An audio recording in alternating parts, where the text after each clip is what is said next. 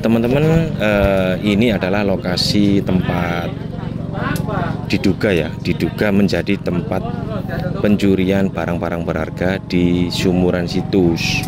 Karena di situ coba kita lihat ada struktur yang tertata rapi, tapi di tengahnya itu ada yang rusak, ya, rusak. Nah, kemungkinan dulu membongkarnya pencuri itu di situ. Jadi kalau orang Jawa itu istilahnya itu digangsir, teman-teman. Jadi mencurinya itu nggak dari atas. Kalau dari atas kan mungkin ketahuan,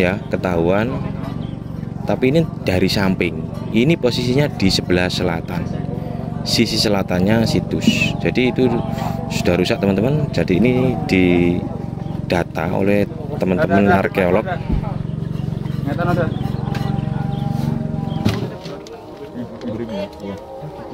Pak Said, hari ini Pak, apa yang dilakukan kawan-kawan BPJB di sini, Pak? Nah, hari ini kita fokus di tengah ya, di sumurannya, terus bagian yang bekas tempat prasasti itu memang fenomenal sekali karena itu gerowokannya banyak sekali dan luas gitu.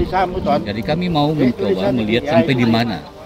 Karena dengan adanya perlakuan seperti itu, berarti pasti ada sesuatu, ya. Entah pada saat itu dia mencari, ya, tapi mungkin ada sisanya kan.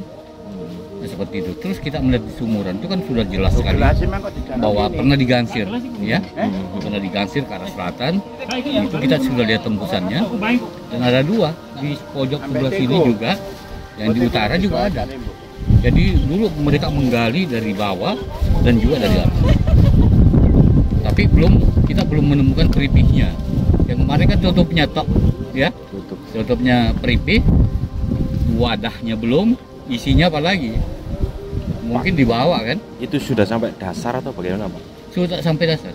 Sudah dasar, Pak. Sudah dasar. Makanya saya turun tadi memastikan ini sudah di dasar atau bukan. Tetapi di permukaan dan dasar itu kita masih menemukan growol.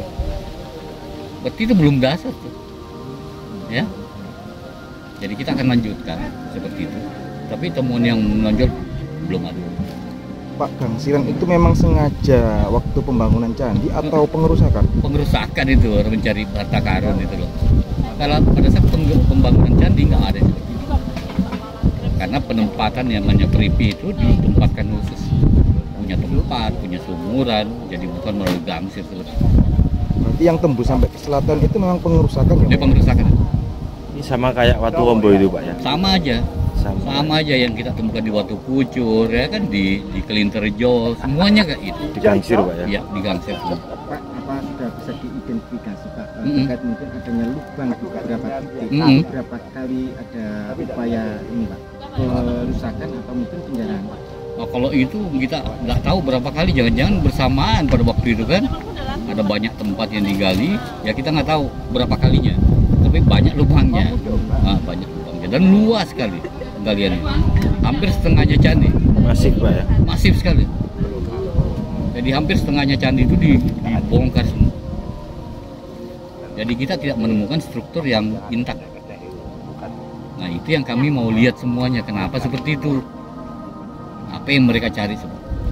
Pak, gangsiran dari sumuran sampai ke sisi selatan berapa meter kira-kira, Pak? Lebih dari 2 meter tuh. Lebih dari 2 meter. Dan itu kecil, diameternya nggak sampai 50 cm kok. Cukup satu orang masuk gitu. Tubuh satu orang masuk, Iya. Pak, ya? Iya. Bisa diartikan kalau isinya peripih itu benda berharga, Pak? Oh, pasti.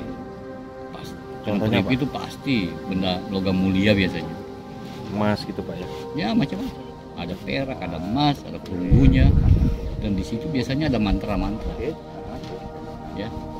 Adakah kemungkinan, Pak, selain di sumuran ada di tempat lain selain di sumuran? Kalau yang pernah kita temukan selain di sumuran memang kadang-kadang ada. Nah, seperti contoh yang di Kelinterjo kan, ada di selah batu kita temukan. Itu bukan peripi, bukan tempat peripi maksudnya. Tapi dia diselipkan di selah batu. Yang kura-kura emas itu kan. Nah, karena ini bata, ya, menggunakan sistem kausar, yang nggak mungkin, ya kan? Kalau batu kan dia terlalu rapat, ya. Kalau batu kemungkinan ada. Oke ya.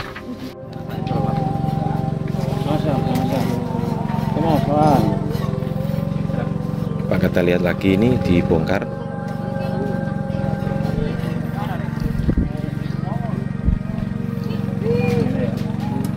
Ini kira-kira satu orang cukup teman-teman, satu orang masuk ke dalam bekas kerusakan ini bisa ini kayak satu orang. Jadi lokasi tempat pripnya itu atau barang-barang kemungkinan barang berharganya itu di atas sana teman-teman. Di atas itu tempat emasnya atau barang berharganya lah kalau orang dulu menyebut. Itu disimpan di dalam sana, di dalam pripih. Ini di sini kemungkinan ya sudah dirusak.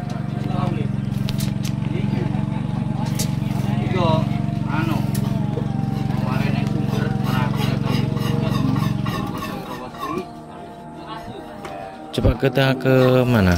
Ke timur teman-teman. Coba ke timur.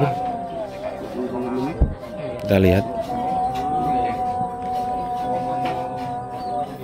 Jadi informasinya teman-teman, ini itu dia dicuri orang itu atau dirusak ya, digangsir orang itu sekitar tahun 80-an.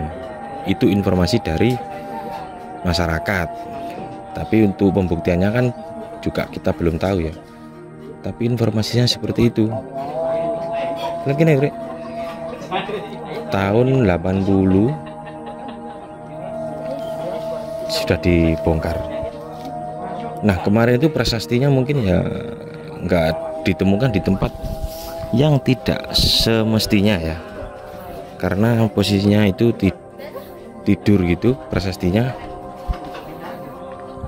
Jadi mungkin untuk menutupi lubang.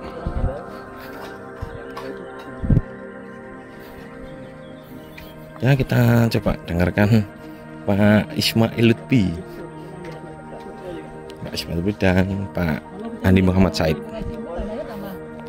Tanah organik yang untuk pertanian. Lempung kayak gini ya. Tanah yang Kayak gini nih.